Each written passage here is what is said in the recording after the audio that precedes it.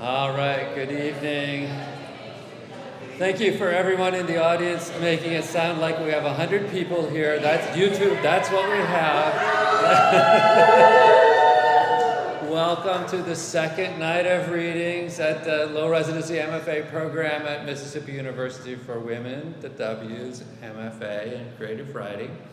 Tonight we have 4 readers: Erin, Matson, Karin, Fazio, Littlefield, TK Lee, and our thesis reader this evening will be Kerri Roe, who just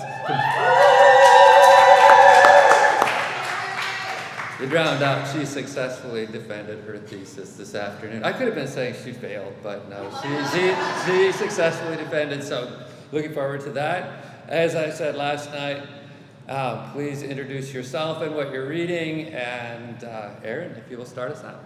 Let's go!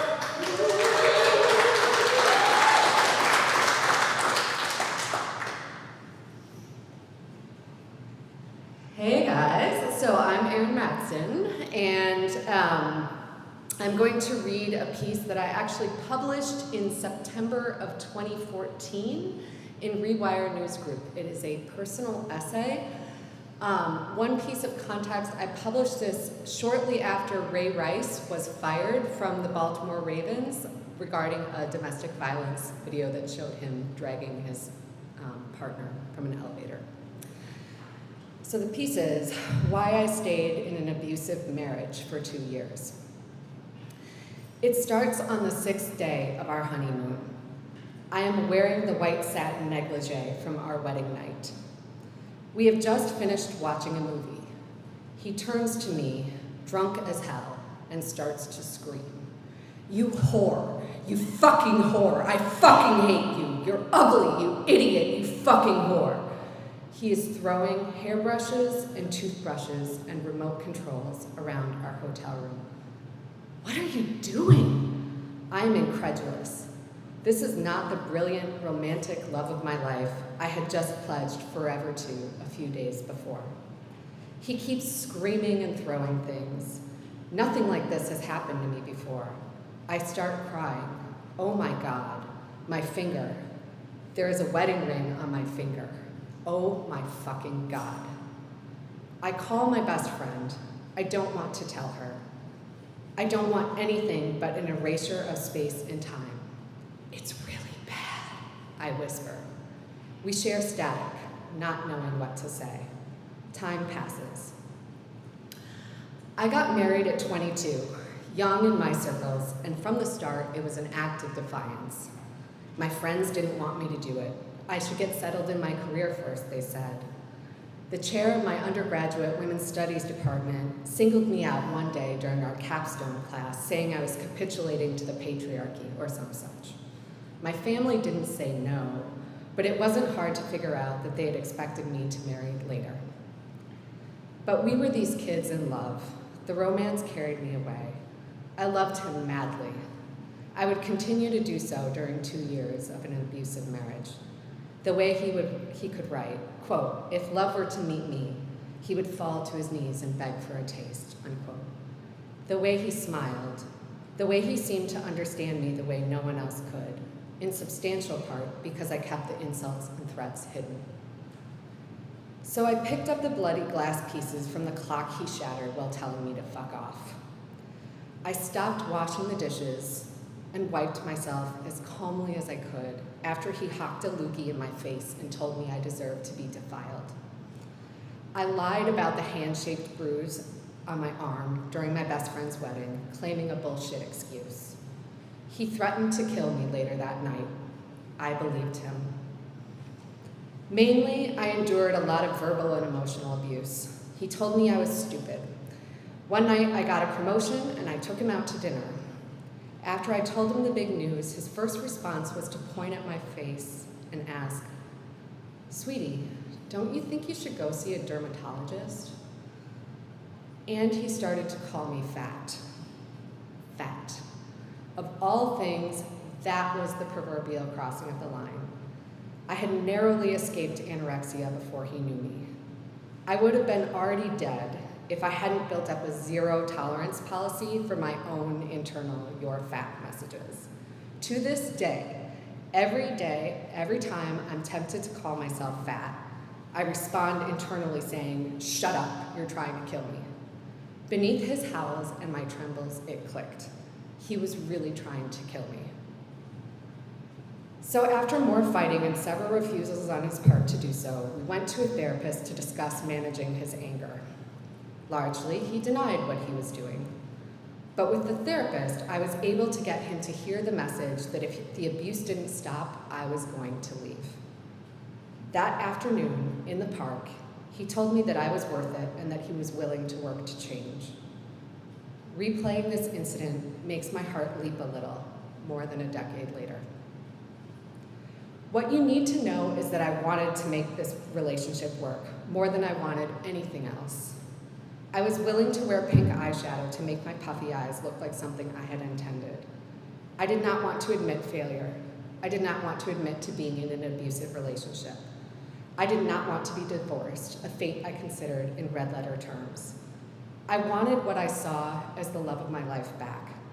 I wanted to make it okay, and that's why I stayed. The abuse stopped for a time. We bought a condo. Perhaps you think that's stupid. Perhaps you think it's hypocritical that I was an outspoken and visible young feminist in public and a crying wife barricading herself behind a bedroom door for peace, quiet, and yes, safety in private. Perhaps you think it's a shame I let my parents spend all that money on the wedding. I have been afraid of you and what you might think for 12 years. I'm not perfect, and I wasn't then. Less than a year after I did walk out, I came back. We secretly dated for a few months while I had my own apartment.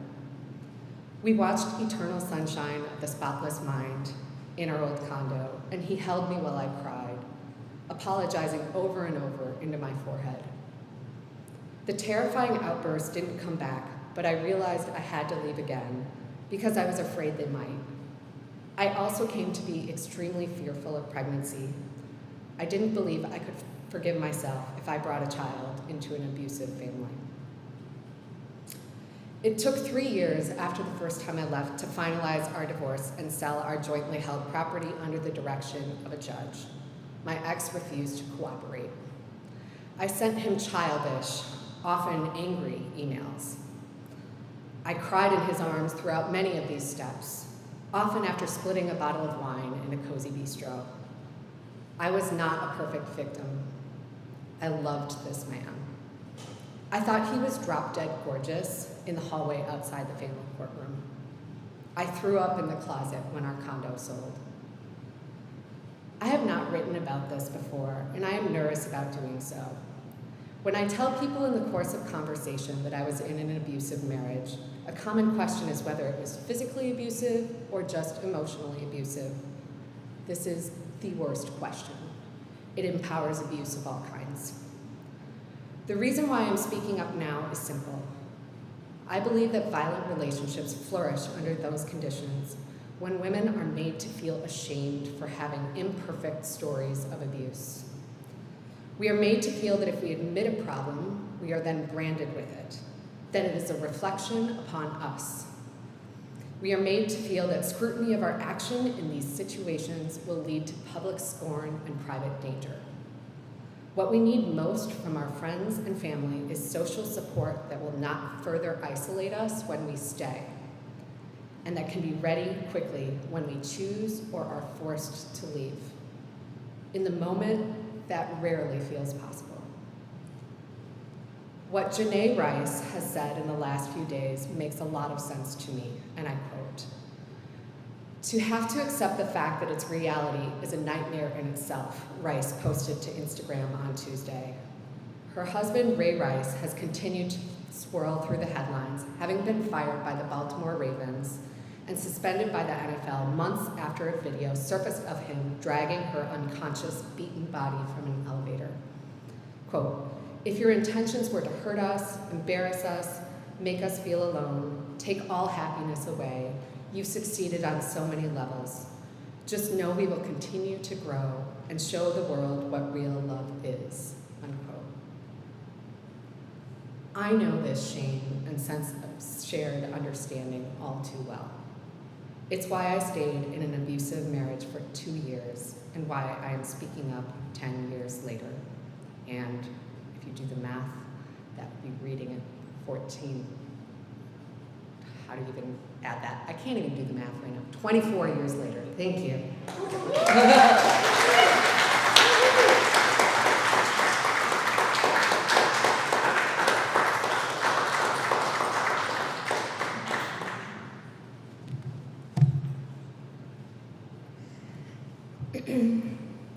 Hi, my name is Fazio, Littlefield. It's the end of my second year, starting thesis in the fall. Very exciting. Okay, so I'm going to read some poems. Prelude to a Witch. Unbraid me here, flay me back to the bones. See the cloth-wrapped roots smuggled in the hem of a skirt. See the roots replanted in the glacial till of a new land. Unfamiliar soil, inhospitable, and yet a genesis. The stregger trims the amienta, dries it in her New World kitchen. Watch her crush the leaves between her first finger and thumb. Sprinkle it into the waiting water and oliva de oliva. Behold her mix it round and round with an aged finger. Hear her hushed Sicilian syllables, la solingua matri. Voyeur, I can see you want a recipe. Here it is, hide it well. Find with a broken wing, mend it. While it heals, feed it sweet blackberries and tender figs, until you fall so in love with, that your spine sings and your ribs keen. Then throw open your arched window and watch as your flies away. If we must die, after Claude McKay, if we must die, let it not be tonight, before I've used my tongue to clean a bit of chocolate from your bottom lip, kissed the source of those soft and tender words, pulled the nettles from beneath the stairs, torn down the clock tower, the wind carrying our hair, our breath, our amber voices, before I've plucked the splinter embedded in the fleshy mound of your palm, rub lavender salve in the creases and folds of your petaled body. Let it not be before I've confessed. I've swallowed all the light this ruddy planet has offered, and it burned my belly black. You can be forced. I want to take it back, cast it into Tartarus, drown it. I've brought an eclipse to my 11-year-old daughter, her face a popped pink balloon, her eyes two waxing moons. Someone could force me to have sex? A thorn bush has grown in my throat, my mouth blazing with bile. I don't want her to ask about her nana, her aunts, her cousins, her mother. She doesn't ask. She can read my blue irises like tea leaves. She sits crisscross applesauce in the center of our queen bed, a bent book in her hand. She looks at her knees and asks for a grilled cheese instead. Voir dire. When the lawyer asks about gun violence, potential juror number 8 lifts her hands to see what is in them. She says, it was 30 years ago. Feels like 30 hours. She says she never left. Her voice a belt tightening, her eyes a passageway through which slips ghosts of the Atlantic. She is keening for her lost sibling.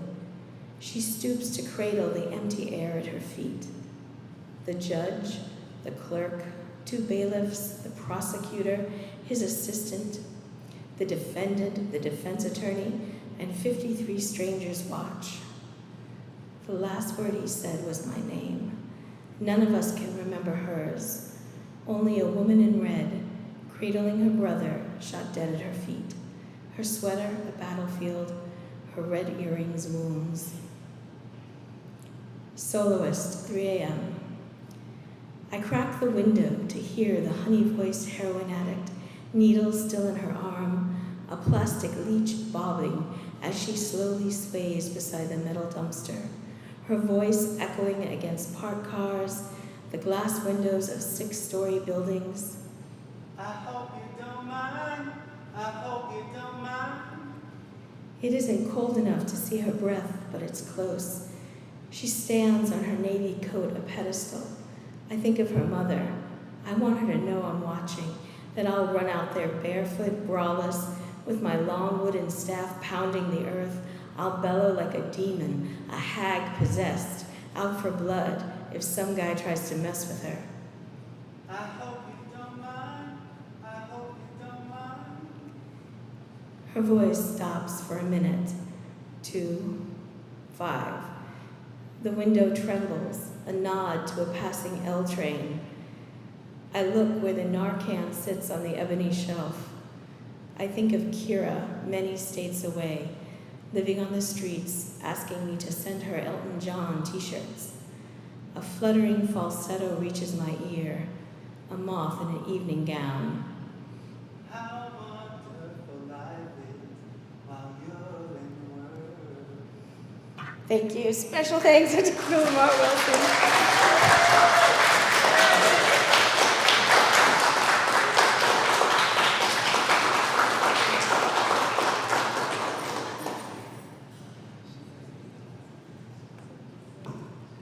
Hello, TK here, or Chris, if you don't owe me money. And I know I'm a little scarce at residency this summer, but I am on faculty. I'm hiding in the shadows, but I'm paying attention, and I'm around if you need me. I'm going to share with you 2 short poems from my latest book of poetry, Scapegoat, and then it'll be Kerri's turn. So. This poem is entitled Trespass. The story begins, they were not in love. They were not that kind of story. The good ones are written only once, but they were written to be rewritten. They kept getting misspelled, left in behind the line, but it is nevertheless with this sentence that their story begins.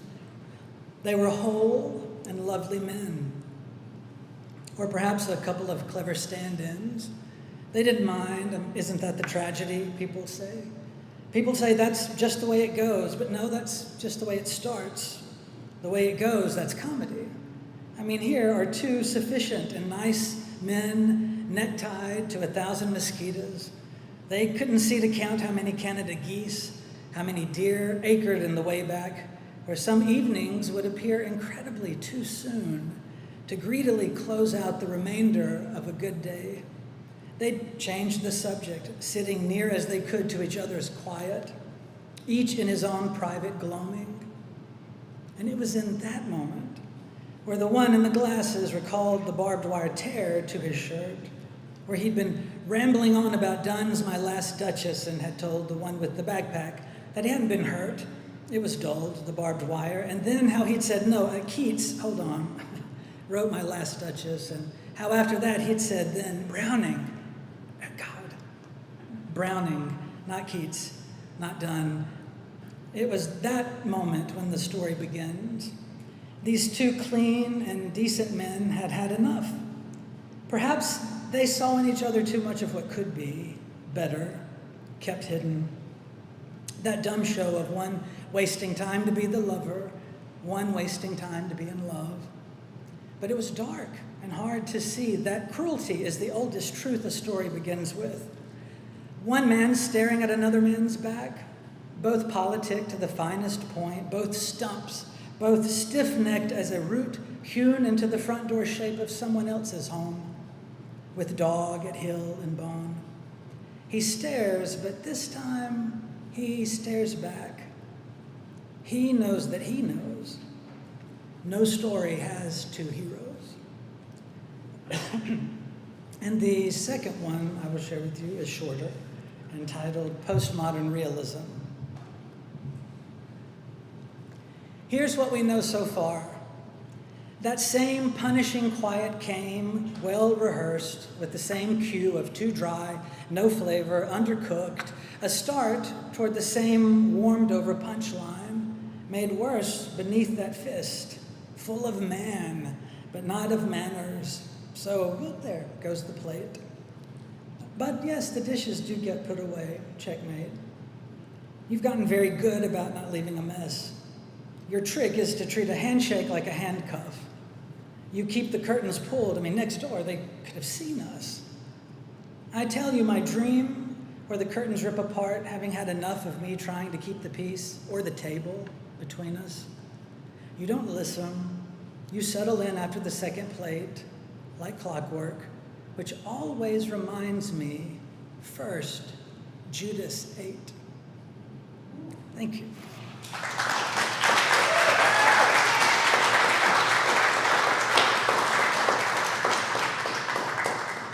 Let's go, Kerri Roe.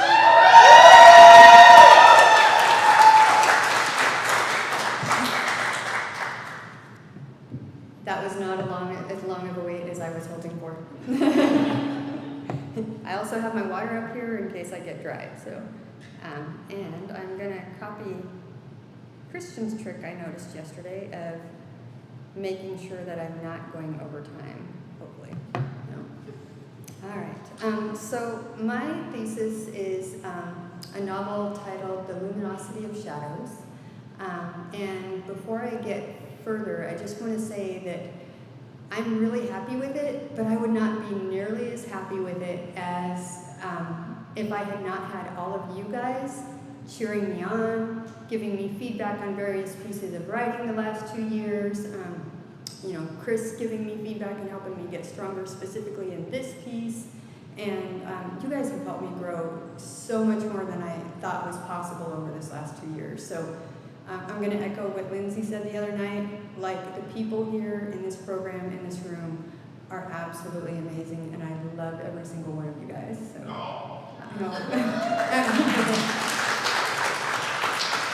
I'm going to read, because otherwise I'm going to cry.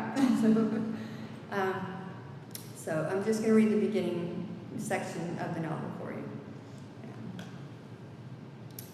Prelude. The old woman perched on a smooth rock, sand in her voice as she called the children to her. 5 of them there were, 2 boys and 3 girls. And though she knew not where their futures lie, she knew their paths would diverge. It was her husband's blood, their grandfather's blood, that gave them a taste for exploring. But it was her blood that gave them strength. She wouldn't live long enough to teach them all they needed to know. Her bones, her jittering heart, her shallow breath taunted her with all she could not do. Yet she would not quit, not till they laid her in her shallow grave and mounded the dirt over her body. Tell me, Minkaru, what do you see? What is all around you? The lilt in her voice seasoned the Norse words, a remnant of the homeland from which she'd been snatched so many years ago. Erik, claiming his turn as eldest, answered first. The island, Amma, full of black rock and green moss and the sea beyond, the world. Fjolvar snorted. You can't see the whole world. You can barely see the sea from here. Erik shoved his brother, and the return push landed them on the ground. They rolled, arms and legs pushing and tangling, each trying to best the other. First the blonde head on top, then the brown. Amma wrapped her walking staff on her perch. The boys halted and straightened, pulling at their tunics. And what lives in the sea?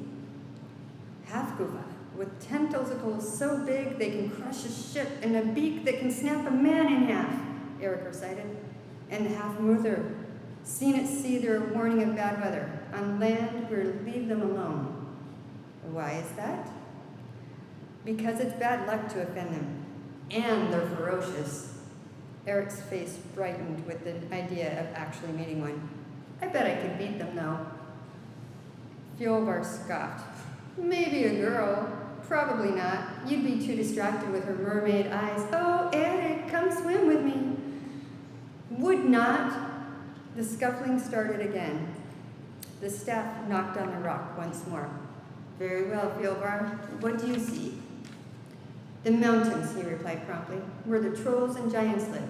and the glacier to the east, and the waterfalls to the north, our winter and our summer. Amma nodded, pleased. Eric knocked his shoulder into his brother. He received an elbow in return. Amma turned to her eldest granddaughter, Dagny. Standing taller, Dagny made a show of looking around, then focused her gaze down the hillside. I see our farm, Amma, the longhouse that you and Avi built, the yellow sod of the roof. Home. Then, unable to restrain herself any longer, she stomped her foot. Eric, Fjolvar, stop acting like children. Amma chuckled. If the boys didn't settle down, Dagny would knock their heads together, no matter that they were bigger than her. The girl next to Dagny glowed in the sunshine, her hair a halo of light that belied the twinkle in her eyes. She absent-mindedly ran her fingers over the embroidery on her apron, her hands memorizing the patterns. Liara?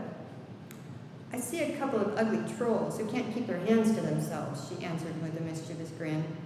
The old woman laughed. We're seeing the same thing then. Hey, the boys, suddenly in agreement, stopped their tussling to face this new attack. Amma's attention, however, was caught by the dark-haired youngest child. Celia crouched stone still by a scattering of tiny white flowers, a butterfly on her finger. She gazed in wonder as its spotted wings opened and closed, opened and closed. Celia, Amma said softly. She waited. Celia, what do you see? Speaking on a breath, the child answered, the butterfly. It's so pretty and small. How does it fly? It's like magic. She looked up at her grandmother, smiling. Then her gaze moved to a point behind her. And that man in sparkly clothes. The old woman cursed, but the mist was already upon them. Chapter 1. Ski's sides heaved as she gasped. Not now, I thought, knowing I was being ridiculous. Of course it was now. Her little one was already late, and the other lambs were following their mothers around the fields with the curiosity of toddlers. Besides, did I expect her to wait till Poppy was back from the fields? Or my brothers miraculously reappeared? 2 years they'd been gone, much longer than their planned season at sea, and Fjolvar had left it to me to help with the animals. I checked the straw around her. Blast! Pinkish clear liquid coated the yellow strands. It was definitely now. Ski groaned, a panicked sound unlike those of the other births. This was not how it was supposed to go. She was supposed to labor for a bit, drop the lamb, and go about nuzzling and bonding with it. Not this distressed, huffing collapse on the ground. My groan echoed Ski's. I glanced toward the door of the shed in the vague hope someone else could handle this, but there was no one nearby. Mama and Dagny were in the longhouse. Lyra was feeding the chickens. But her squeamishness meant she'd be holding back bile and little help. Lava and ice, Fjolvar, why aren't you here? Cursing my brother, a regular activity preferable to sinking into the ache of his absence, I pushed up my sleeves and knelt near the ewe's rump. I held my breath, placing one hand on her tummy to feel for the end of the contraction. Closed my eyes and pushed the other hand in. Mumbling vulgarities in the direction of the ocean, I heard Fjolvar's voice in my memory. It seems unpleasant, Celia, but when it comes to it, all you can think about is the animal's life and their pain and what you can do about it. It is life or death. In the moment, that's all that matters. My arm in it near to my elbow, I disagreed. I felt around. Ski's moans were laced with panic. I spoke in a soothing voice to the poor ewe. As distasteful as our position was to me, it had to be unbearably painful for her. Within the wet confines, I felt one hard, stick-like object. Another beside it was bent double. The lamb was stuck. One of its legs had bent the wrong way, and it couldn't move through the birth canal like it should. Gods knew how long Sky had been suffering like this. Her breath came in huffs that said she was losing her energy. I couldn't wait for Poppy to come. She might not make it that long. Lyra, I called. Lyra, what is it? Oh, she said, poor Sky, what's wrong? I explained quickly. Fjolvar told me this might happen. Bring the water closer, and a knife just in case. And go tell Poppy that Mitski's lamb is stuck. She nodded and brought the requested items, then took off running. Ski ground her teeth. That couldn't be a good sign. I felt around, tried pushing the lamb back a bit so there would be more room to maneuver the trapped leg, but it seemed blocked. The ewe shifted and moaned. She wasn't appreciating this process, and truth be told, I was none too fond of it either. But we couldn't afford to lose either her or the lamb. Her milk would feed her baby and us. Their wool could warm us for many winters. More than that, I hated to see her suffer.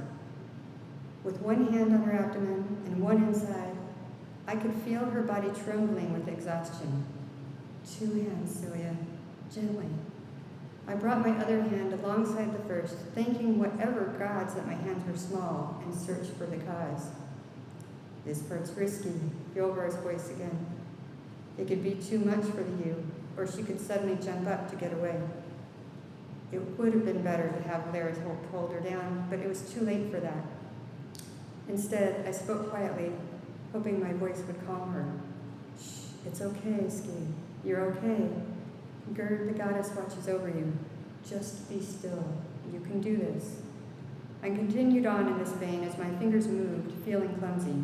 What if I couldn't do this? What if I found the cause too late, or worse, what if I was causing damage?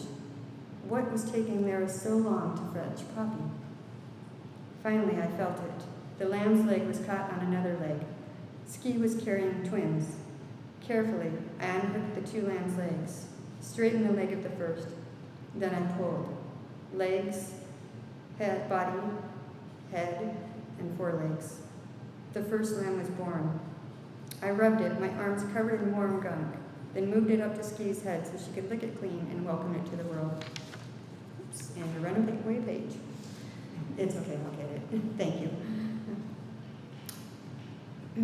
I waited while Ski gathered strength. She needed to push to get this next baby out, but she lay there panting between licking the baby she had in front of her, apparently uninterested in birthing the second. Come on, girl, I encouraged. You can do it, just a little more work. I rubbed her belly. Her contractions seemed to have stopped, and still she did not push. Come on. I reached up again. This lamb had barely moved since its sibling had moved out of its way. Dagny came in the door. I heard Mary yelling something about a lamb. Oh, Freya, look at the sweet baby. But there's another one, and her contractions have stopped. She's exhausted. Suddenly, I recalled something Amma had once mentioned for a woman with a failing labor. Life fruit. Dagny blinked.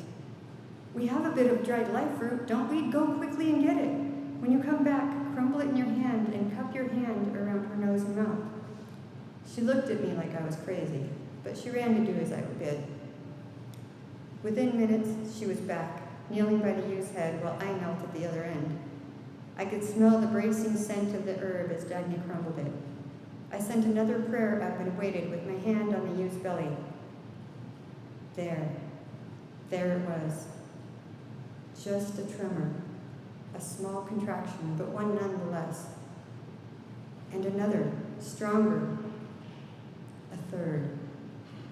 I reached my hand and found the lamb's legs had made some progress. One more contraction.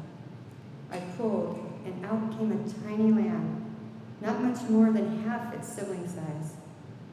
I rubbed it quickly and placed it in front of Ski, who gave a small bleat before licking this newest baby. The first quickly took my place, moving in to nurse as I sat back. It worked, Dagny laughed. That was incredible. Good thinking, Celia. I shrugged. Maybe it worked.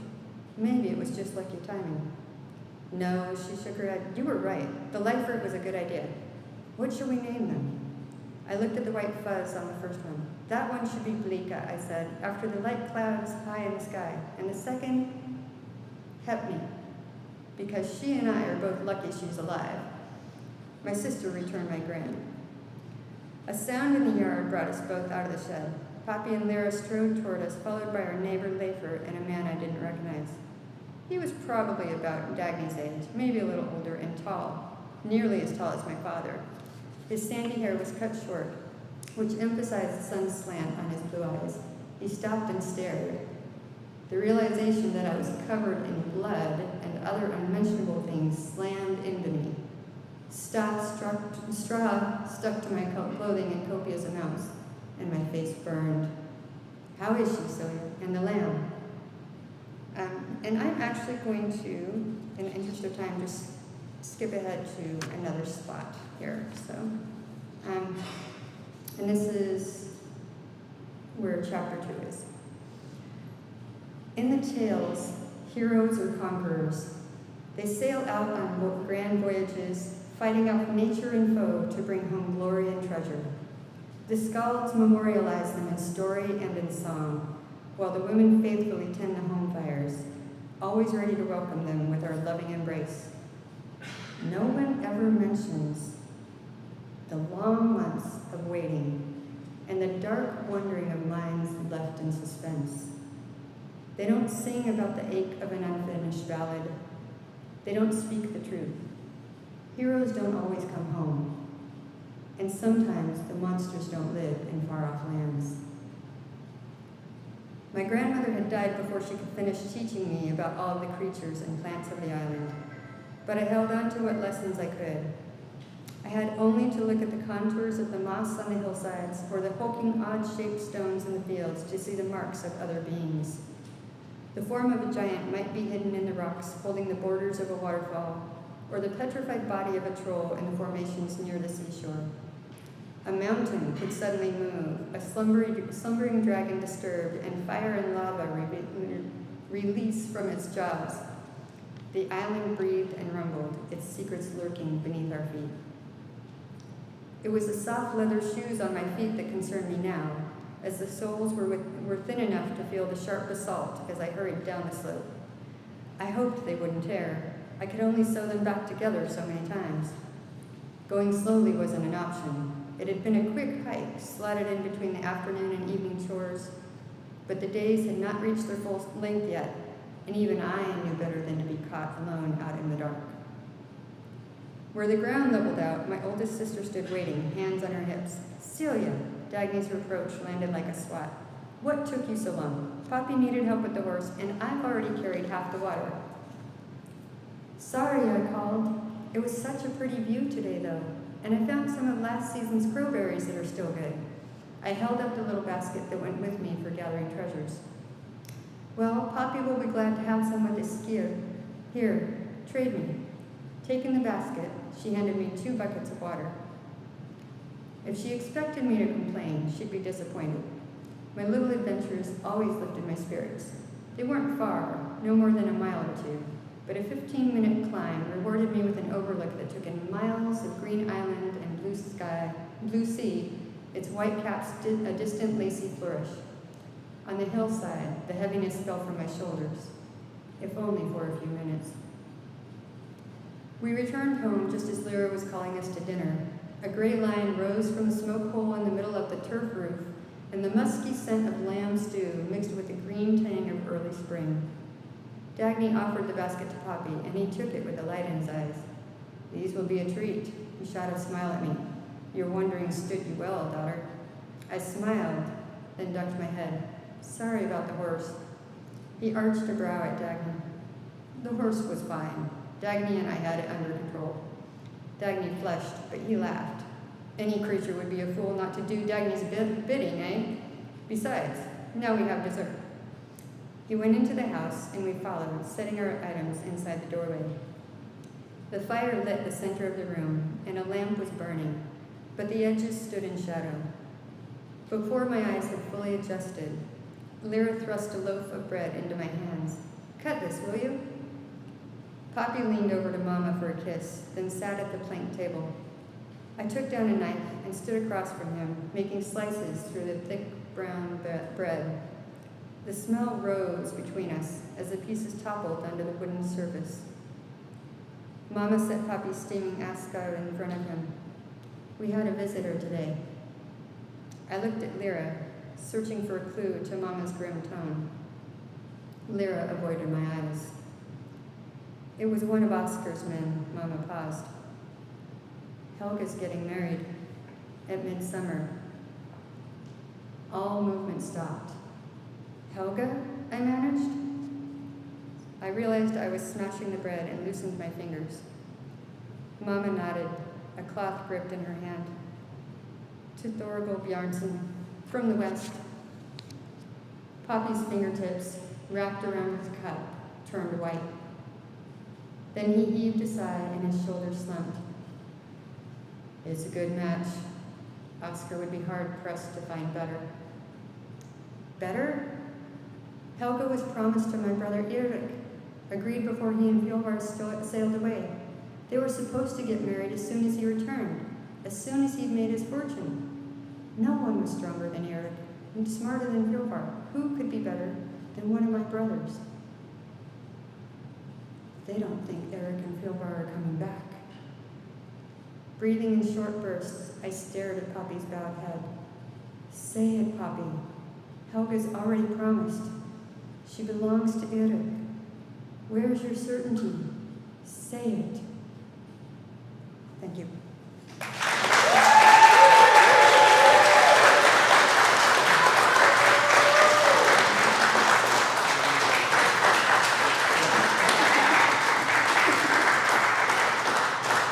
Okay, so, are there questions? Yeah, I'm off the hook. Okay. Kelly. Because we moved around a little bit, can you set us in a time frame? There's a longhouse. I'm imagining this is historical.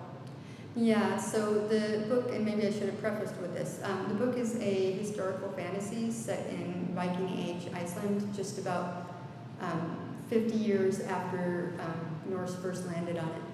So, Christian. What are two things that you discovered about yourself during the process? Ooh, good question. Try. So I already knew I was a procrastinator when it came to anything, but especially revisions. But one thing that I discovered is that I actually really love revision.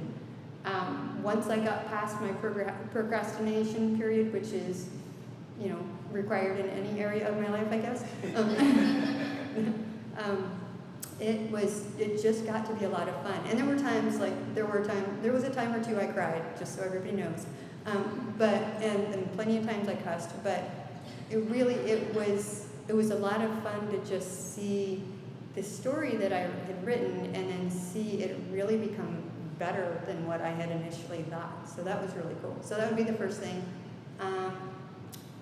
And the other thing I've learned during this process is probably that I can really hyper-focus, and I already knew that about myself. My husband, who's qualified, has diagnosed me as ADHD, despite the ethics of him not qualifying or diagnosing me, but that I can really get into the research, which I think probably a lot of us here can fall into that trap, and so I had to keep bringing myself back from the research to do the writing too. Erin. I'm struck by just how your work sounds aloud, and my question is just related to your writing process. Do you hear when you're writing? Do you hear the words, or do you read them after? Or tell us more about that. That's actually a really good question. So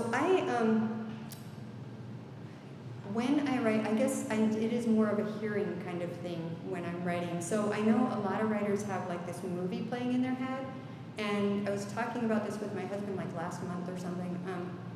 It turns out that I am not a movie visual person. Like, people will ask me, what do your characters look like? I don't actually know most of the time until I really think about it, because I'm what I've decided to call an emotive writer. Like, I'm writing from the emotion of it. And so it's the feeling that I'm following and sometimes the words that I'm hearing. And so I'm also, I told Chris was a pantser, where you write by the seat of your pants. outlines, unless I'm at least halfway through, just like make everything wither, and so it's always fun to see where it takes me. Lindsay. Can you tell us about some of your main inspirations for this story? Yeah, so my husband is actually Icelandic, and so like a year after we'd gotten married, we went to Iceland, and I actually had not met his family till then. But so we went there, and I got to go on some tours because his dad owns a tour company.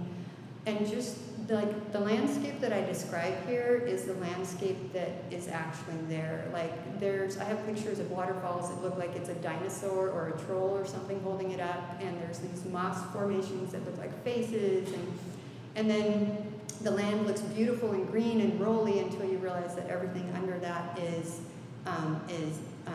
basalt and old lava, so it's actually dangerous, and people can, if you just walk cross country, like it can be really dangerous for you, depending where you go.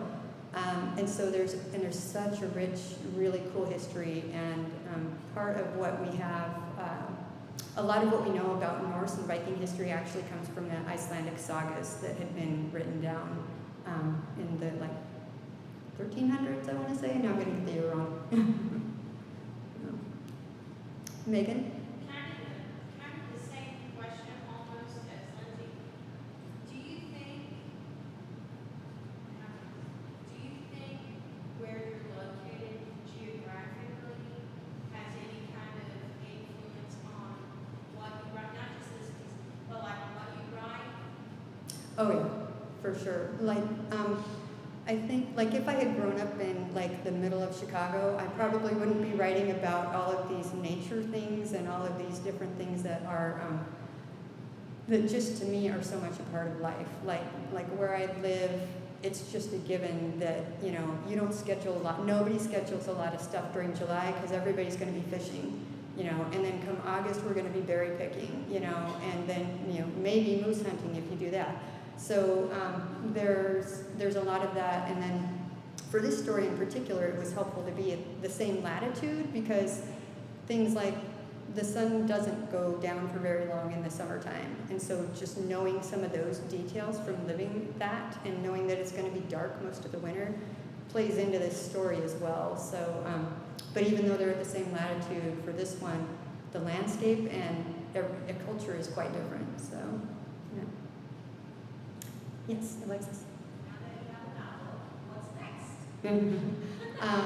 I actually, based on feedback I'd gotten on this novel and a story that I started in one of Mary's classes that was going to be like a reader magnet to try to entice people into reading, that reader magnet has now become a novel idea. So there's going to be a prequel and a sequel. And then I have a totally unrelated, really silly story about a demon that wants to retire and it's not going so well. So. And then I also I have a children's book that a friend of mine illustrated that I really just am self-publishing because I want it for my grandbabies before they're too old to enjoy it. So. Yes, Karin. Taking advantage of writing across all the genres in the program, basically. Was there a genre you discovered that you weren't into when you first started the program? Yeah, when I first started, I was really okay, I'm going to do fiction or maybe poetry, but that's going to be my focus. And I was like, I hate creative nonfiction. I hate nonfiction. It turns out I really like nonfiction. I just didn't know it. Even some of the books I had read that are on my favorites list were nonfiction, but I didn't really realize that. So that's something that I learned about. And then playwriting I would never have ever even looked at until a short residency last year, and Chris cheered us all on, and that was really cool to see there's this whole other thing that I never even considered. So yeah, that's one of the things I looked at in a program was kind of a broad array of diversity of genres, but also it's so cool here. You get to try everything. So. Yes, Megan. Based off of what she said, do you think because you tried all of those things and you do you think that helped you with your thesis? Oh, for sure. Yeah. So I think every class I've taken has helped me get stronger in my writing and to recognize kind of weaknesses and work through those a little bit. And then like like Kendall's forms and poetry class that I took, I'm like, oh, I didn't know this was a thing. So then I tried some new things, and that was pretty cool. And then like Chris with the short residency and the playwriting, it was like, okay, so yeah, I can really sharpen and deepen my characters without I can get lost in exposition because I like flowery words, and so it kind of helped me realize that with the playwriting that you can do it without all that exposition. And then the creative nonfiction, like Ellen Ann being like, okay, I want to have some more detail here. Give me some more detail, you know. So it's all of those things kind of melded to help make this definitely what it would not have been. So, and just make my writing better. Yes, Christian. Who do you feel like your work is in conversation with? So we talked about with querying having comps, and so the comps that I'm using are books that are they're historical fantasy, some are more literary than others, but they're like Daughter of the Forest by Juliet Marillier, one of my favorite books for 20 years, and it's having a sudden resurgence. And then The Bear and the Nightingale by Catherine Arden, and then Wayward by Amelia Hart, which is a newer book that's been pretty popular. But also, like, some of my favorites that I go back to, like, I'm sappy, I'm a soft-hearted person, and so, like, I love Little Women. Pride and Prejudice is one of my favorite books ever, and I've read it at least a dozen times. You know, I could probably quote it and act it out. So for me, I really like works that are about the interpersonal and things that have to do with just the individual small person. I don't necessarily tackle big topics necessarily, but that individual connection to me is so important in every aspect of my life, and so I think that's why those books speak to me. Any other questions? Woohoo, I'm done! Thank you, guys.